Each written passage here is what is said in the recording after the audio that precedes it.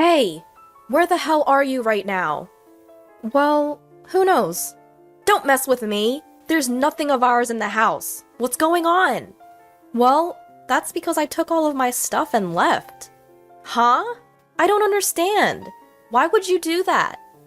Well, we got divorced, so there's nothing strange about me leaving, right? Huh? Divorced? I filed the divorce papers. What? My name is Claire, a 35-year-old high school student. Just kidding. I'm actually an office worker. I have a husband named Evan, and we've been married for 5 years. Evan used to work as a company employee, but he quit his job about 2 years ago and started his own business. However, the business hasn't been doing well, and we've been in the red for the past 2 years. But my income is pretty good, so we're managing to get by. Our relationship as a couple is average, not particularly bad. The problem that I feel is the horrible attitude of my mother-in-law and sister-in-law who live in my husband's family home. Every time I meet with my mother-in-law and sister-in-law, they mock my appearance and complain about something. Each time, I feel sad and stressed.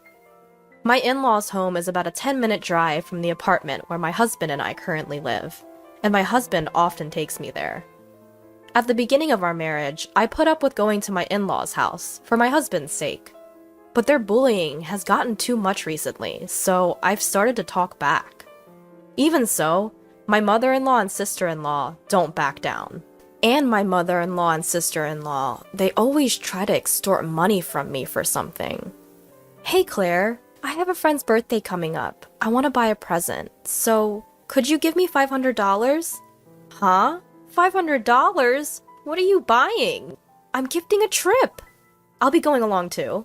No, that's strange. It's basically like I'm giving the gift, and I can't afford to give $500. You're really stingy, Claire. What are you, a miser? Seriously, even though Evan supports her. Excuse me, I'm the one supporting him. My husband hasn't contributed 1 cent to our living expenses in the past year. And you, sister-in-law, get a job. You're a NEET at your age. Why does my mother-in-law accept my sister-in-law's NEET status? I wanted to spill out all of these thoughts, but my husband interrupted.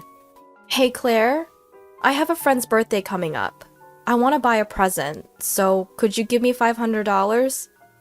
You really understand, Evan. I'm touched. You're a good son. Then can I also get about $300? There's something I want. Sure, that's fine. Claire, you should have about $300 in your wallet, right? Come on, give it to her quickly.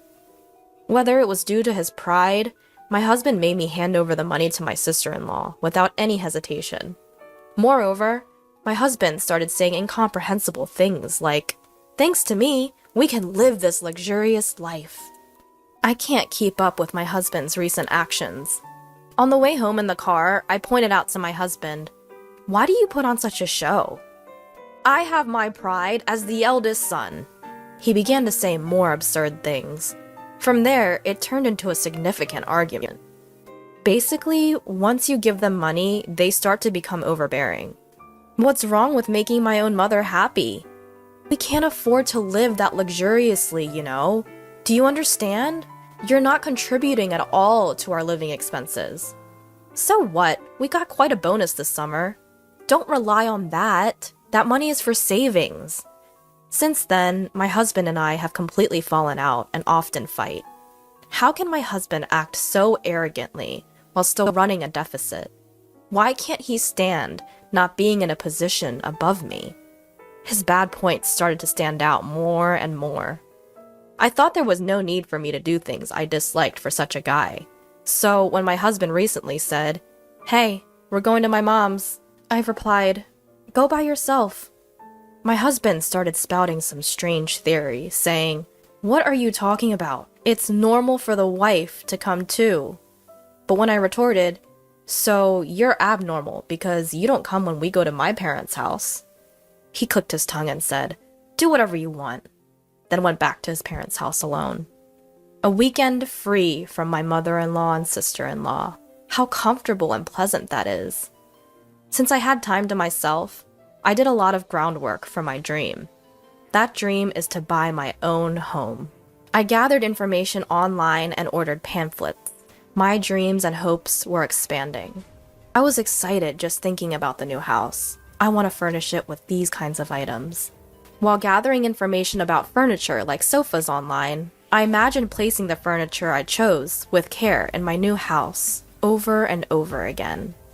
Doing such things, time flew by, and before I knew it, it was evening, and my husband had returned. "Oh, welcome back." "Huh?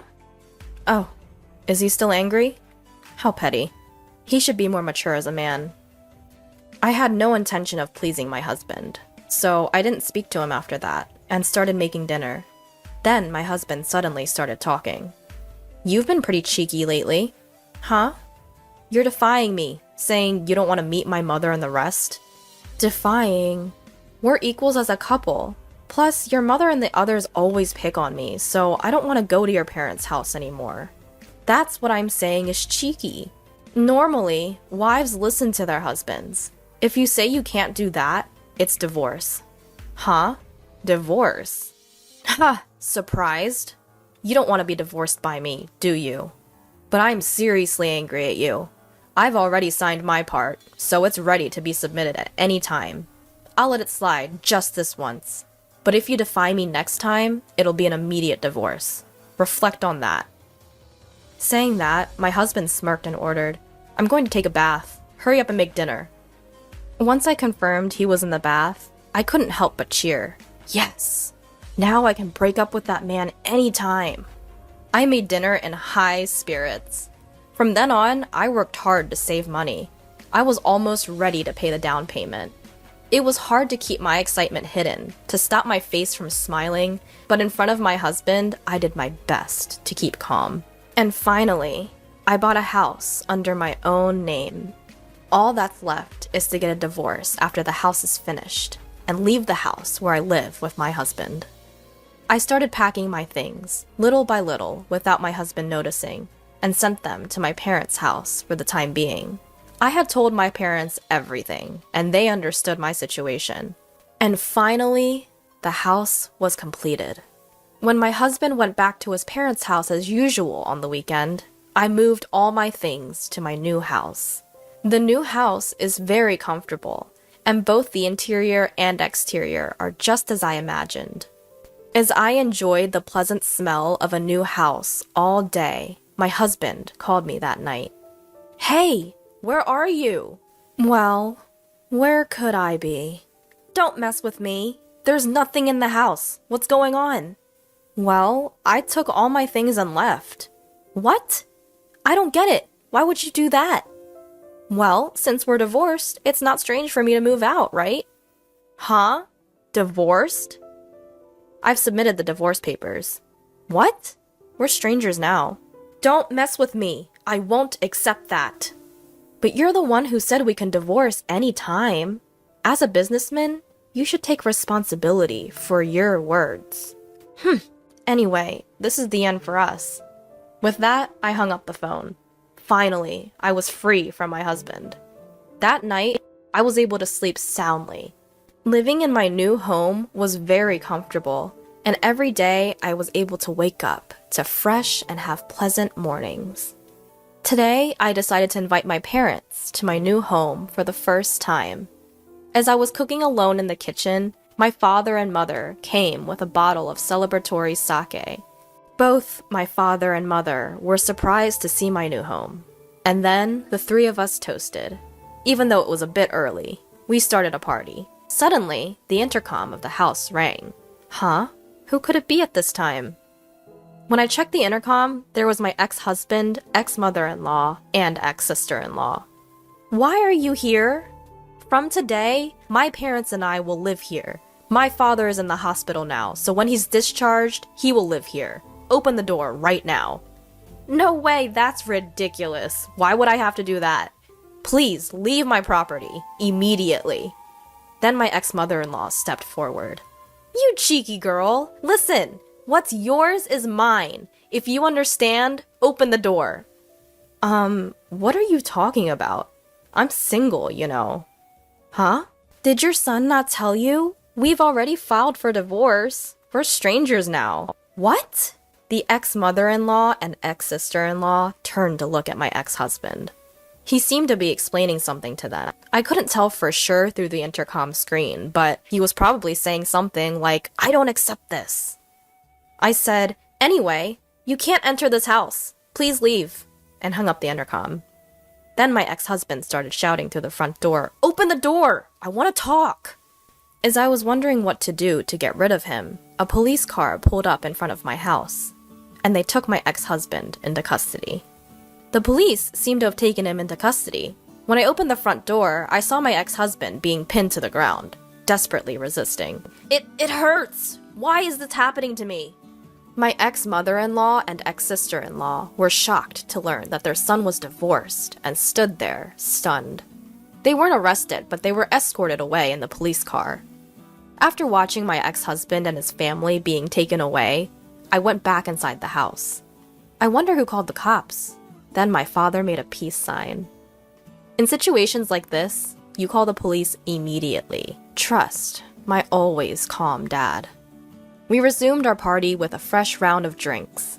As for how my ex-husband found out where I live, it seems he followed me home from work.